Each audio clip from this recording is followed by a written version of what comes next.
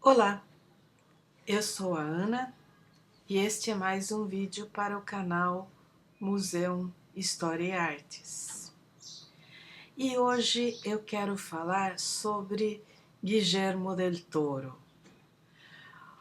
o produtor, roteirista e diretor mexicano nascido em Guadalajara, Jalisco, em 1964, o que o torna meu contemporâneo, quer dizer, creio que é uma das primeiras vezes que eu estou falando de uma pessoa que tem exatamente a minha idade e que, por ser da América Latina, tem um conjunto de referências em comum comigo. E muitas vezes isso não basta para criar empatia ou identidade. Mas no caso do Del Toro, eu sou uma fã incondicional do trabalho dele.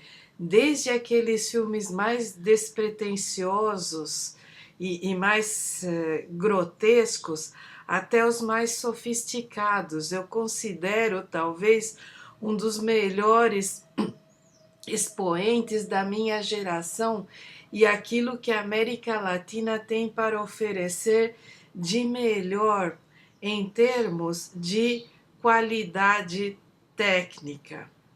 E por qualidade técnica eu entendo o cuidado, o acabamento, a sofisticação obtida não apenas pelo dinheiro, mas pelo talento, pela capacidade e, por que não dizer, por uma visão sobre cinema e arte. Para quem não está familiarizado com a filmografia do Guillermo del Toro, eu posso citar os primeiros Hellboy. Ele faz o roteiro e dirige. No terceiro, ele é produtor. Ele tem também A Forma da Água, aquele filme sobre histórias para contar, sabe, filmes sobre pesadelos em geral, filmes de monstros, mas e aí é que está a pegada. Guillermo del Toro tem um carinho especial pelos monstros. Diferente de outros autores que projetam no monstro o que o ser humano tem de pior, Guillermo é daqueles que colocam uma humanidade no monstro e uma monstruosidade nos seres humanos que o rodeiam. Se é que vocês me entendem, isso servindo como uma metáfora da nossa sociedade, um pouco. Eu creio que o exemplo que eu posso encontrar para comparar mal e porcamente é o Notre-Dame de Paris, do Victor Hugo, que você tem o Quasimodo, que é um monstro, mas que tem uma beleza interior, uma ingenuidade, uma humanidade, ao passo que as pessoas que o rodeiam, que são as pessoas da autoridade, do Estado e da Igreja, são monstruosas. Eu creio que esse é um ponto para mim de inflexão na obra do Guillermo del Toro.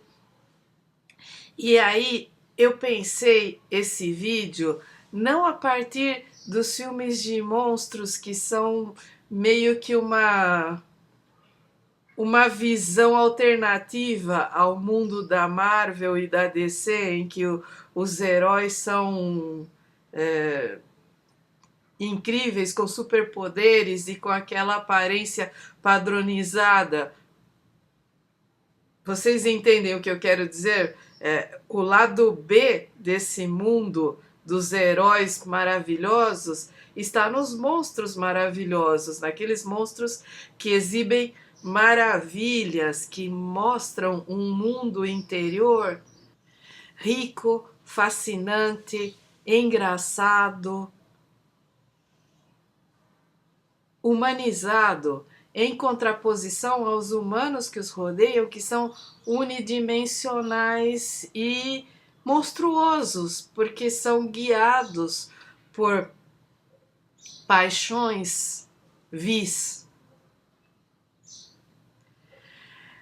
Esses filmes são incríveis e têm um referencial em toda a cultura em que nós crescemos. A nossa geração, embora hoje existam todos esses otakus, a nossa geração foi a primeira a conhecer o Robô Gigante, Ultra Seven, Ultraman e todos aqueles filmes do Godzilla que antes não chegavam com tanta frequência ao Ocidente. Nós crescemos vendo isso em TVs preto e branco, em um mundo totalmente diferente do que vocês conhecem.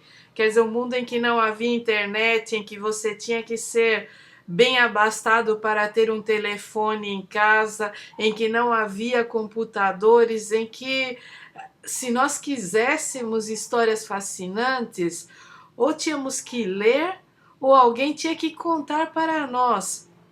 E a América Latina é rica em uma mitologia monstruosa e fascinante, muitas vezes herdada de raízes europeias e muitas vezes realizada num sincretismo cultural que junta histórias indígenas com histórias de origem africana e que formou a nossa infância. Quem não tem um tio-avô que encontrou uma alma penada na roça, ou que viu um lobisomem, ou que foi fruto de alguma assombração,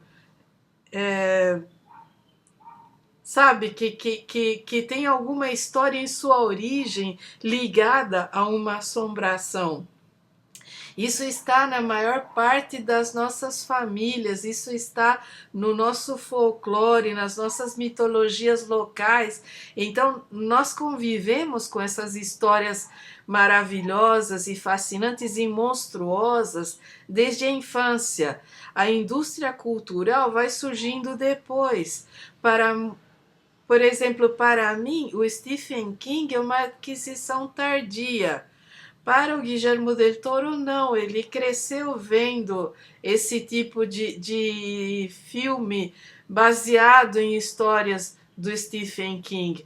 Eu só fui me tocar que muitas das coisas que eu assisti eram dele muito tempo depois, mas esse caldo de cultura em que todos nós crescemos é fascinante porque para cada um de nós chegou de uma maneira diferente. E a maneira de Guillermo del Toro é muito reflexiva, é muito filosófica, é incrivelmente divertida e fascinante, mas nos depara com os abismos da alma humana. E é por isso que eu quero falar nesse vídeo sobre 3 filmes específicos. E não vou me jogar nesse universo dos monstros mais fashion ou mais, sabe, mais efeitos especiais. Embora todos os filmes dele tenham de uma maneira ou de outra. Interessante constatar que os filmes dele são oscarizáveis, se é que a gente pode se expressar assim, exatamente pela extrema sofisticação nos efeitos especiais. Guillermo del Toro é alguém que desde a adolescência se inseriu nesse mundo da animação, da fantasia e do efeito especial, tentando aprender, trabalhando, se colocando nos lugares para aprender da melhor maneira possível até conseguir os efeitos que queria. Os 3 filmes que eu escolhi retratam um outro universo. El Espinazo del Diablo, ou A Espinha do Diabo, é de 2001. O Labirinto do Fauno foi lançado em 2006, no mesmo ano que ele lançou o primeiro Hellboy. E Pinóquio é de 2022. Todos os 3 têm um elemento em comum, e é que o monstro maior nesses filmes, para além dos seres humanos monstruosos e para além dos monstros fascinantes que ali circulam, o monstro maior é o fascismo. E ele é abordado em cada filme de uma maneira diferente. A Espinha do Diabo se passa em um orfanato, mas não é um orfanato oficial. É uma casa em que um grupo minúsculo de militantes de esquerda acolheu os órfãos da Guerra Civil Espanhola. É um filme que se passa na Espanha, que tem atores argentinos e espanhóis e que tem um elenco excelente com Marisa Paredes e Federico Lupi nos papéis principais, mas que, como em todas as obras significativas do Guillermo del Toro, as crianças têm um papel preponderante. E o que acontece ali? Um menino desapareceu, os falangistas, quer dizer, os fascistas do ditador Francisco Franco, estão se aproximando. E os republicanos estão em retirada. E é uma retirada medonha. E aí cabe um parêntese para vocês, meu público aqui do Brasil. Os brasileiros não têm nenhuma referência, é muito raro, a não ser que a sua família seja anarquista ou seja de comunistas históricos. A maior parte dos brasileiros sequer sabe alguma coisa sobre a Guerra Civil Espanhola. Ao passo que para nós da América Espanhola, a Guerra Civil na Espanha é um marco, é algo que marcou as nossas infâncias para quem nasceu na década de 60 e para quem nasceu em países que acolheram os refugiados. E o Uruguai, que é o meu país de origem, e o México, que é o país de origem do Guillermo, são os países aqui da América Latina que mais acolheram refugiados da Guerra Civil Espanhola. Era comum, na minha infância, que a gente convivesse com pessoas sobreviventes, com pessoas de esquerda. Podia ser um sapateiro, podia ser um professor, podia ser alguém até da sua própria família, alguém que se casou com uma tia sua ou alguém que foi acolhido. Todos nós dessa geração, em maior ou menor medida, mesmo que a família não fosse inteiramente de esquerda, que fosse mais até social-democrata, tivemos essa convivência. E no nosso imaginário, a Guerra Civil Espanhola era uma das maiores tragédias da humanidade, porque não é só que ela foi um rascunho para a Segunda Guerra Mundial, é que nos tocou de perto. E é uma referência que os brasileiros não têm. Então, quando olham para esses filmes, talvez não vejam o que nós vemos, talvez não vejam que para nós essas crianças dos filmes do Guillermo são, às vezes, alguns dos adultos que nós viemos a conhecer depois. E é por isso que no meu, sabe, no meu íntimo, esses filmes têm um eco muito maior do que o Hellboy, A Forma da Água, ou qualquer outro dos mais famosos ou dos mais difundidos. A Espinha do Diabo é terrível, é um filme que tem uma locação única e simples ali nesse prédio que está caindo aos pedaços, porque inclusive há uma bomba que está no quintal interior. É um prédio de formato árabe, sabe? Que tem um grande portão e que tem um enorme quintal ali e tudo mais é edificado em torno desse quintal, com vários pavilhões é uma mansão que decaiu e chegou às mãos dessas pessoas e ali eles cuidam dessas 20 ou mais crianças e que vai se tornando um ambiente claustrofóbico porque há ali um elemento de há um elemento inimigo no meio. E inimigo não porque seja um falangista, mas inimigo porque uma das crianças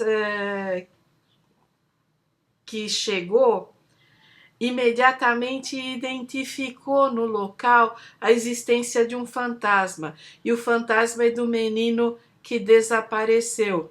E a partir do desaparecimento desse menino é que toda a trama vai se colocando, enquanto esse outro menino recém-chegado vai estabelecendo a comunicação e descobrindo que os fantasmas que estão ali são muito maiores e terríveis do que o menino fantasma. O menino fantasma só quer justiça. Mas os fantasmas que estão ali passam desde a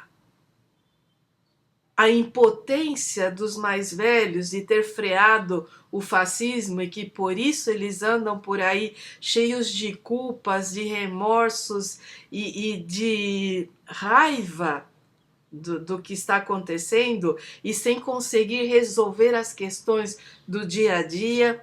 E há também o Jacinto. Jacinto é alguém que foi criado como órfão muito antes desse orfanato, em termos abrigar os órfãos da Guerra Civil, e que cresceu revoltado, cresceu ressentido e acha que a vida lhe deve alguma coisa. E para conseguir isso que a vida lhe deve, ele não duvida de negociar com a pior escória criminosa da região. Não apenas com os fascistas falangistas, mas com a renca de criminosos que está se formando em volta do poderzinho instituído pelo Franco. Porque essas milícias civis ou semicivis de falangistas, além de terem autoridade para arrancar a pessoa da sua casa e justiçar ali mesmo, e de terem perpetrado os piores crimes, inclusive o assassínio do Federico Garcia Lorca, antes mesmo do Franco ter chegado ao poder, em plena vigência da Guerra Civil, as falanges existem rodeadas de todos os tipos de criminosos, contrabandistas, estupradores, ladrões, pilhadores, saqueadores, que vão se beneficiando à medida que as falanges fazem a limpeza étnica das pequenas cidades espanholas.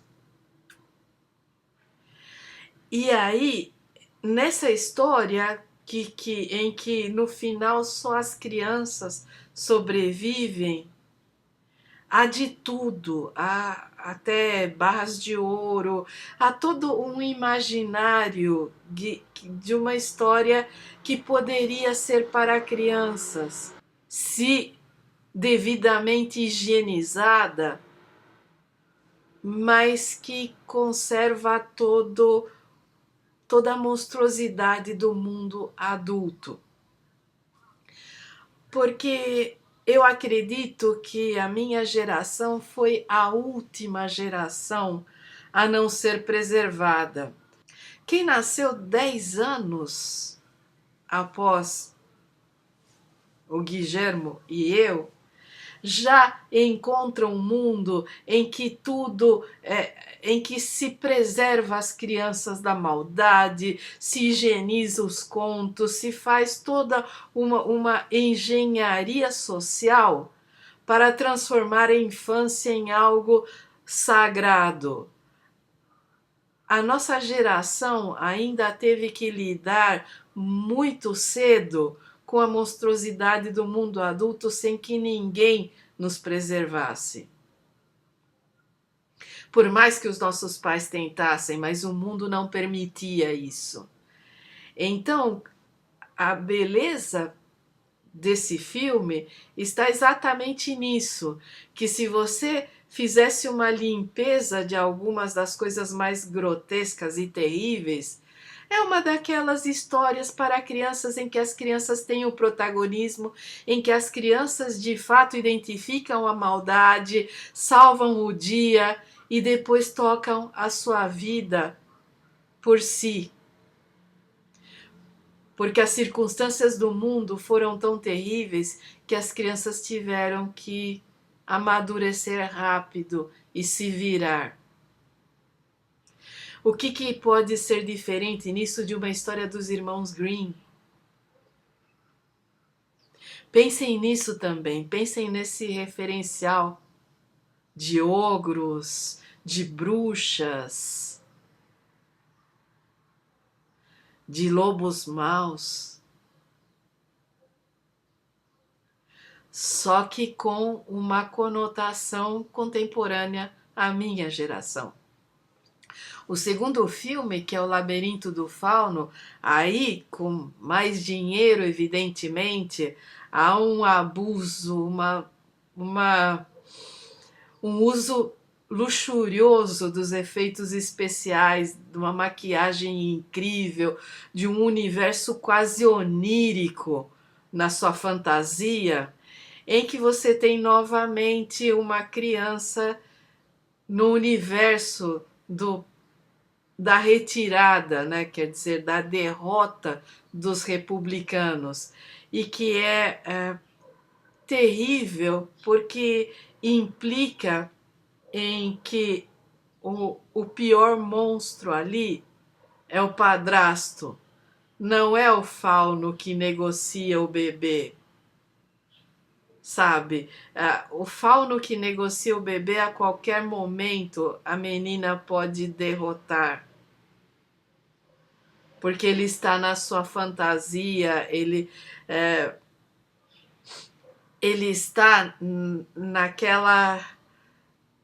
naquele mundinho em que, quando nasce um bebê, o irmão mais velho se ressente, e você tem N histórias de irmãos mais velhos atacando bebês ou crianças pequenas por puro ressentimento.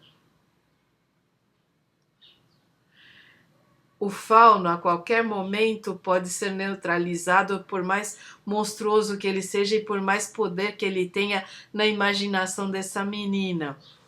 O padrasto é um vilão de carne e osso. É um monstro falangista da pior espécie, é um assassino. E é ali, nessa sacada, que o filme toma um ar totalmente diferente, em que você vai relativizando o fauno e percebendo o papel do fascismo nessa sociedade, em que os monstros estão ali e podem ser nossos vizinhos ou nossos parentes, em que a delação conta, em que uma um bando, uma horda de falangistas pode invadir a sua casa, tirar você e justiçar você no meio da rua, na frente dos seus filhos, e que os seus filhos podem ser mandados, sabe lá para onde, e que se eles forem suficientemente pequenos, podem acabar em lares fascistas, sendo criados como fascistas, que é uma... Todas as ditaduras da América Latina dos anos 60 e 70 fizeram o sequestro de bebês e a entrega a pessoas terríveis, coniventes com as ditaduras.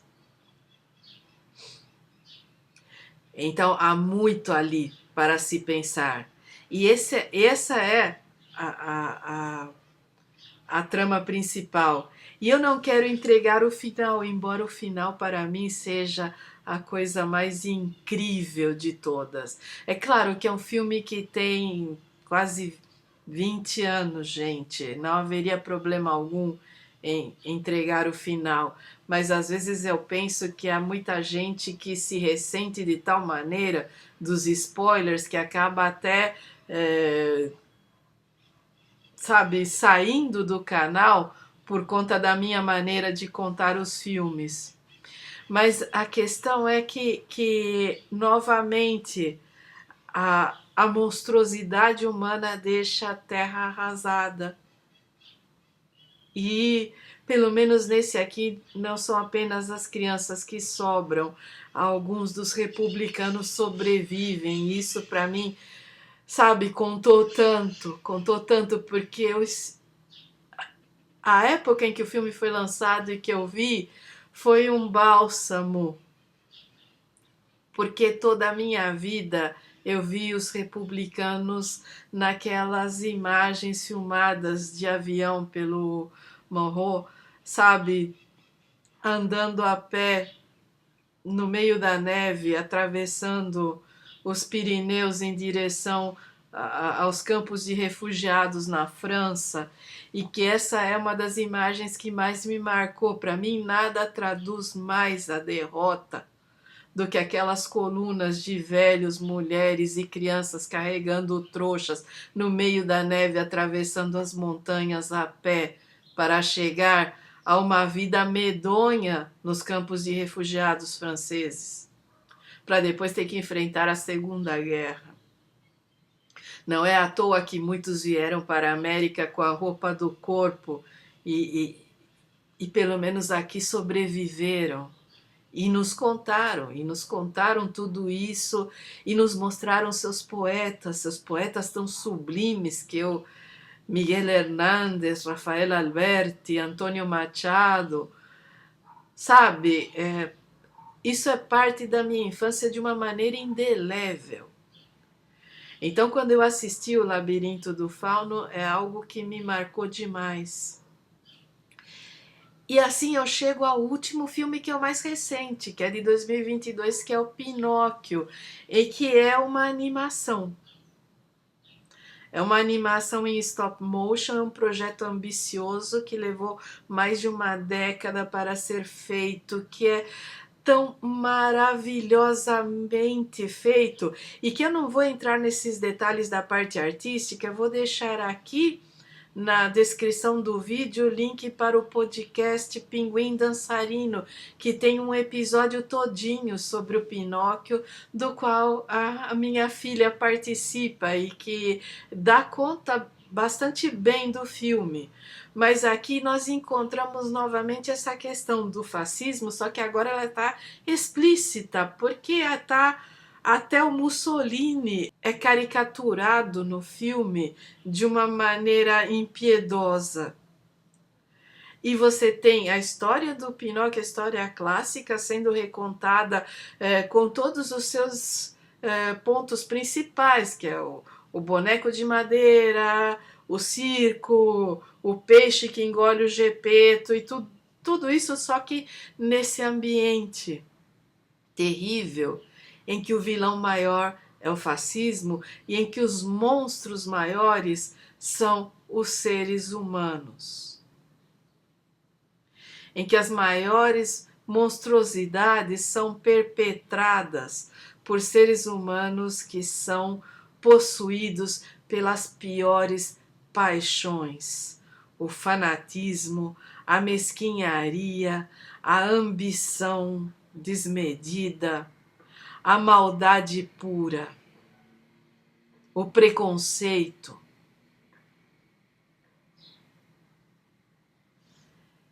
E esses são os monstros. Novamente ali, o boneco de madeira é simplesmente uma criança se vendo no mundo de monstros e tendo que descobrir o seu caminho no meio dessa maldade toda e saber reconhecer a bondade quando ela é verdadeira e desenvolver em si as armas para combater a maldade. E é uma coisa que me marcou muito quando eu vi, porque nós vimos aqui em casa e eu vi com a minha filha. E ao final, quando estávamos as duas chorando porque somos duas manteigas derretidas, ela me disse uma coisa que é uma das maiores análises que eu já vi. A Débora me disse: eu gostei que ele não virou uma criança de verdade, uma criança de carne e osso, porque isso prova que você não precisa ser de carne e osso para ser uma criança de verdade. E eu acredito que essa análise da Débora, com o olhar técnico que ela tem, formou para mim o final do ciclo de entender por que eu adoro o Guillermo del Toro. Porque, em parte, ele é um dos expoentes da minha geração que viveu todo o drama da América Latina dos anos 60 e 70, de uma maneira ou de outra, e 80, e que colocou a esperança dos seus filmes nas crianças, de que as crianças vão saber identificar a maldade, o fascismo, o que há de pior no ser humano e vão encontrar seu caminho no meio de todos esses obstáculos e vão ser a nossa esperança. E eu gosto porque às vezes eu me canso de produtos da indústria cultural, sejam eles da alta cultura ou da animação ou da cultura popular, em que nunca há esperança, em que a nossa sociedade vira uma coisa tão distópica, em que nada há para ser feito.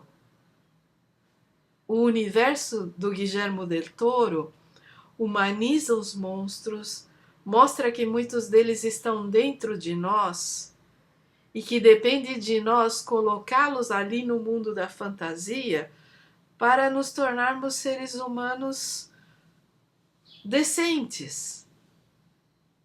Que quem mantém os monstros dentro de si se torna um monstro.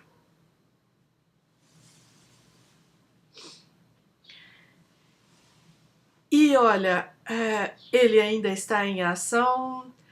Ele fez pouco antes de Pinóquio Nightmare Alley, que é o Beco do Pesadelo, que é uma refilmagem do filme com Tyrone Power, mas que é muito incrível na maneira como ele retrata essa monstruosidade humana. Essa ideia de que os piores monstros somos nós, os adultos, os mais velhos, os que não conseguimos colocar para fora esse universo da imaginação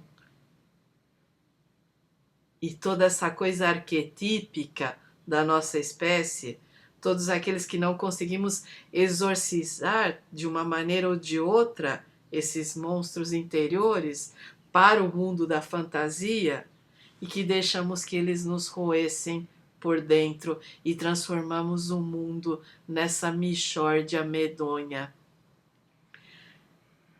em que o fascismo vem nos assombrando há um século já.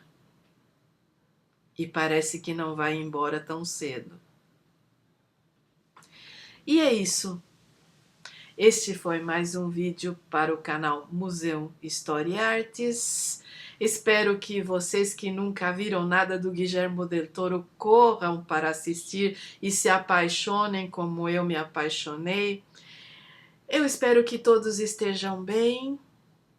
Próxima semana lá no meu canal original, aquele que leva meu nome por extenso, e na semana seguinte de volta aqui no museu. Um enorme abraço e até a próxima!